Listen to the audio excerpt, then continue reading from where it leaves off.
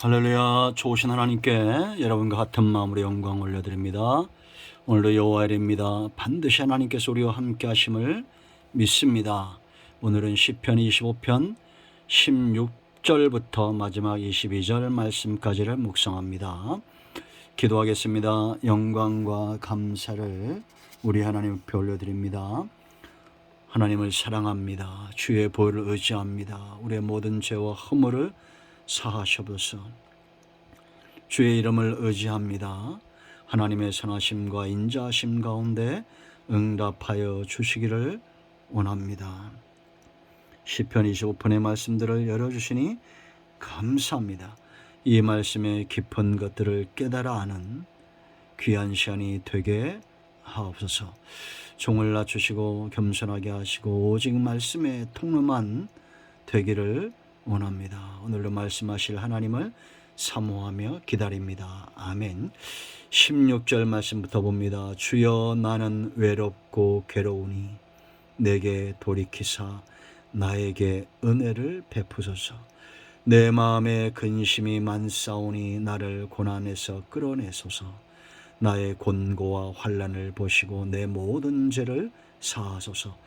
내 원수를 보소서. 그들의 수가 많고 나를 심히 미워하나이다. 내 영혼을 지켜 나를 구원하소서. 내가 주께 피하오니 수치를 당하지 않게 하소서. 내가 주를 바라오니 성실과 정직으로 나를 보호하소서. 하나님이여 이스라엘을 그 모든 환난에서 속량하소서. 아멘.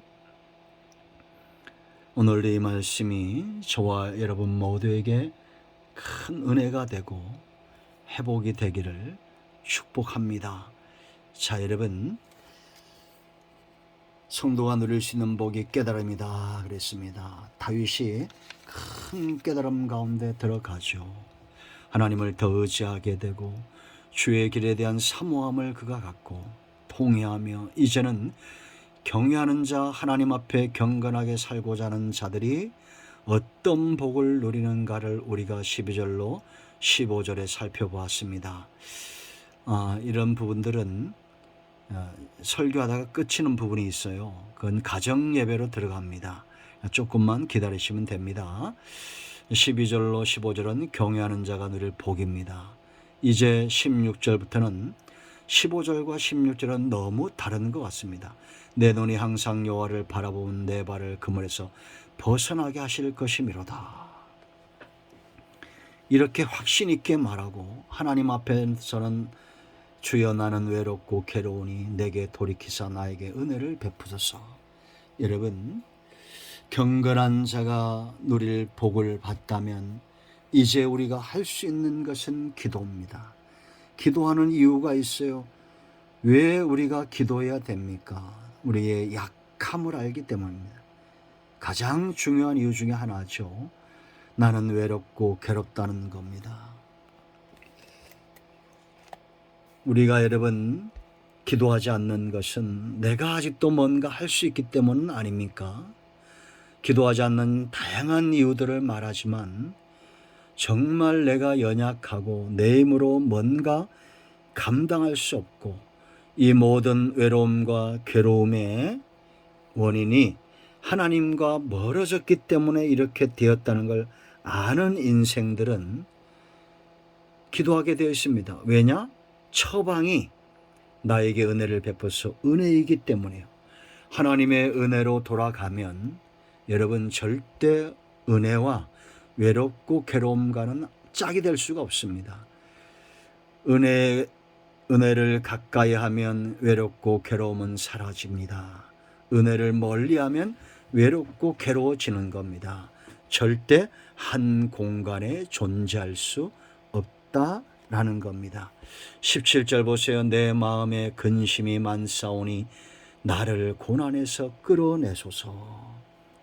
여기에 근심이 많다, 역경의 길이 넓어졌다 이런 뜻입니다. 하나님을 떠난 삶, 하나님과 멀어지는 삶, 하나님의 구원과 멀어지는 삶은 참사입니다. 역경이 넓어지는 거예요. 인간의 힘으로 인간의 방법으로 뭔가 하려 하다가 더 낭패를 보는 겁니다. 하나님을 의지하시기 바랍니다. 고난에서 끌어내실 분, 나를 구원하실 분은 하나님 외에는 없다라는 겁니다. 이런 약함을 아는 사람, 하나님 앞에서 별 볼 일 없는 인생을 아는 사람이 기도하게 되어 있습니다. 두 번째, 막힘, 어려움의 이유를 안 거예요. 18절 말씀 보면 나의 곤고와 환난을 보시고 내 모든 죄를 사하소서 그랬습니다. 결국 원인은 죄라는 거죠. 이게 곤고는 내적인 고통입니다. 고난은 외적인 고통입니다. 목자를 떠난 양은 이 두 가지 고통을 겪게 되어 있어요. 죄는 하나님과 멀어지게 하면서 우리 내적인 만족을 가져갑니다. 내적인 고통 가운데 빠지게 하고, 그런가 하면 목자랑 멀어지면 일이 늑대가 달라듭니다. 외적인 고통입니다. 여러분, 회개는 하나님께 돌아가는 거죠. 그러면 이 고난에서 벗어나는 겁니다. 곤고한 가운데 환난 가운데 있습니까? 이 모든 죄에서 원인에서 구원함을 받도록 사모하며 기도해야 됩니다. 자, 세 번째 기도하는 이유가 있어요. 제가 여러 번 강조하죠. 바로 하나님의 속성 때문입니다. 18절로 22절 말씀을 보면 왜 다윗이 이렇게 기도하느냐? 원수 때문이 아닙니다. 원수가 있어도 사람들은 기도하지 못하는 경우가 있죠. 내 원수를 벗어서 그랬습니다. 그들의 수가 많다라는 겁니다.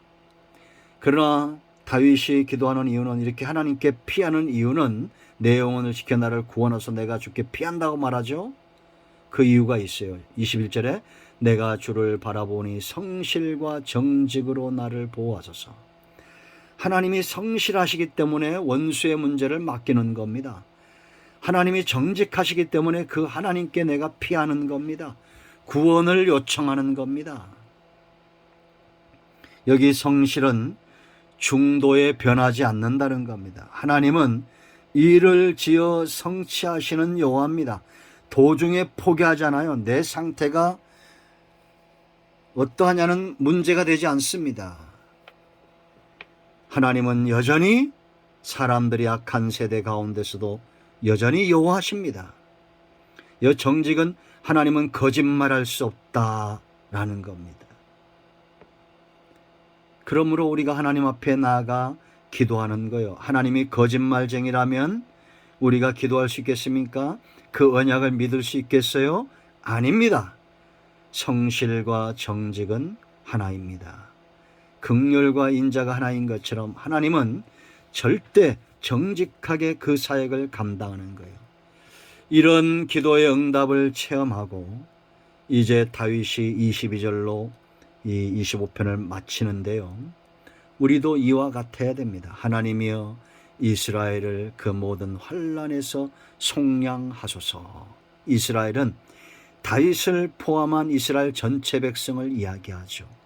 여러분, 이제 한 자신의 괴로움 때문에 간구했던 다윗이 깨달음을 얻고 이제는 이스라엘의 속량을 원하는 기도를 하는 겁니다. 기도의 영성이 깊어진 겁니다. 여러분들 가운데도 이런 분들이 있을 겁니다. 처음에는 내 문제, 내 자녀, 내 가정의 문제 때문에 부르짖죠. 그런데 나중에는 하나님의 마음을 갖게 됩니다. 간구하고 기도하다 보면 도고의 단계로 나갑니다. 중보자의 마음입니다. 그리고 마지막엔 감사하게 되죠.